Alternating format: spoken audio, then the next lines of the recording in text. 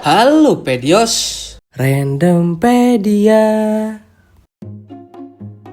Sumpah ya, gua gak paham, makin kesini kok makin resah gitu sama dunia profesi kesehatan gitu ya.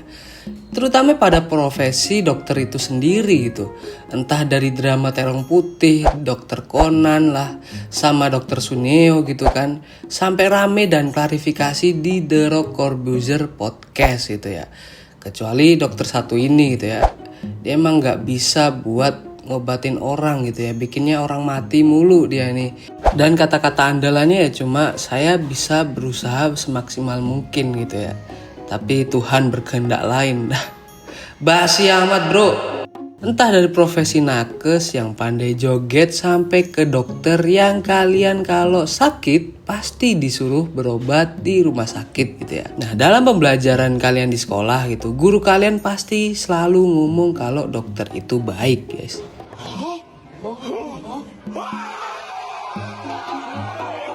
Dokter tuh pasti kalau nyuntik gak sakit gitu kan. Nah, dengan bayangan kita yang sedemikian rupa, kalau profesi dokter itu baik, ramah, sopan, dan gak rasis kan. Entah gak ada angin, gak ada hujan. Woilah jembut, lu tanya penderita sirosis, gak ada yang bilang kena sirosis seenak ngentot. Nih dokter bikin kacau dunia kesehatan semakin family friendly and toxic gitu ya guys. Siapa lagi kalau bukan dokter Brando ya kan. Sebenarnya gue kagak ada masalah ya guys sama nih dokter gitu. Cuma kenapa dia ramah sama gender perempuan doang gitu. Halo teman-teman, ciwi-ciwi tersayang. Hari ini kita bahas masalah ciwi-ciwi yang sangat penting, yaitu penyakit radang panggul. Dan kalau ke kita kaum laki-laki, dia tuh Share ke induk babi yang kena gonore.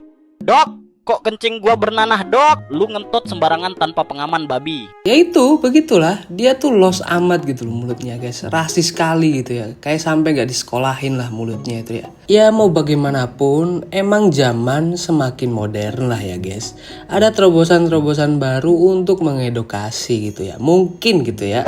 Tapi meskipun nih dokter toksiknya sampai kayak gak pernah sekolah gitu ya mulutnya, jujur gue suka sama nih dokter gitu ya.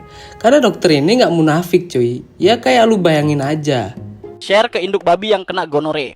Dok, kok kencing gua bernanah dok? Lu stop ngentot sembarangan dah. Pakai kondom, jangan jadi titit jalanan bangsat. Follow gua buat fakta lain soal badan anjing lu. Dengan ketoksikan dia nih, kita jadi makin paham kalau dia tuh peduli dan sayang sama pasiennya. Sama aja kan kayak kalian dinasehatin baik-baik sama orang tua lu.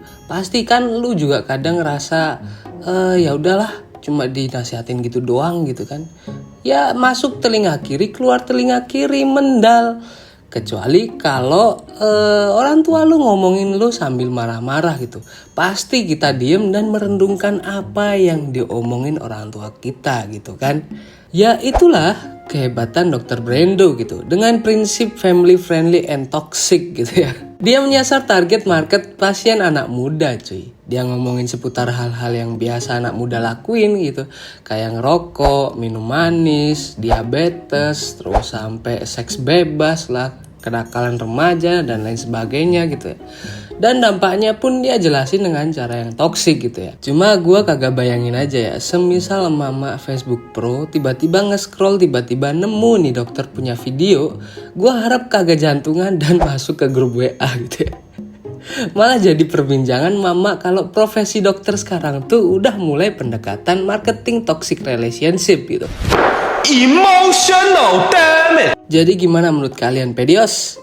Lu suka gak sama dokter Brando ini? Kalau lu suka berarti sama, gua juga suka. Kalau lu suka penjelasan random gua, jangan lupa buat subscribe, like, and share ke temen anjing lu. Anjir. Aduh, gua malah ikut-ikutan kayak si dokter Brando nih guys.